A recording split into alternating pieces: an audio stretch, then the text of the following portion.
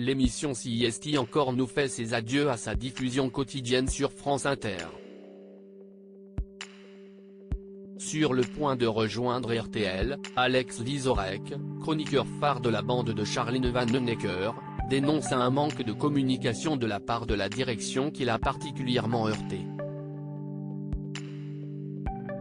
Après de nombreuses années de sarcasme à l'antenne et des audiences pourtant au beau fixe, la bande de Charline Vanhoenacker fait ses adieux à sa diffusion quotidienne sur France Inter pour être reléguée à un rythme hebdomadaire, le week-end. Lors de la dernière de l'émission enregistrée en public au studio 104 de la Maison de la Radio le 30 juin 2023, la pilule ne passait toujours pas du côté de l'équipe de CIST encore nous et des adeptes de l'émission. Le 10 juillet 2023, à la suite de ce changement de formule, le Parisien annonce le départ de l'un des chroniqueurs phares de la troupe de la rivale de Thierry Ardisson. Le récent tumulte pousse sans aucun doute Alex Vizorek à voguer vers de nouveaux horizons.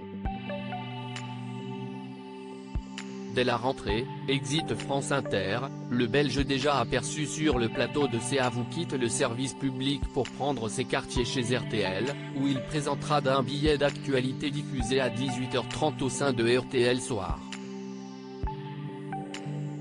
D'après les informations rapportées par Télé Loisirs, tandis qu'il évoque ce tournant dans sa carrière, l'humoriste plaide une envie de renouveau mais aussi son grand désarroi face au manque de communication de la direction concernant l'arrêt du programme dans lequel il officie depuis 2014. Une communication pas très élégante, on ne sait pas trop bien d'où est tombée cette décision. Et on n'a toujours pas compris, en fait, nous aurions probablement fini par dépasser les grosses têtes, et comment explique-t-on de supprimer le podcast le plus puissant de Radio France? Je n'ai pas d'explication, indique d'abord l'ex-animateur de Télématin. L'humoriste qui ne se dit pas contre une apparition dans les grosses têtes de Laurent Ruquier poursuit, toute cette séquence intérienne m'a heurté. La communication pas très élégante aussi, en avançant d'abord les audiences et puis finalement non, on arrête parce qu'il n'y a plus de régularité.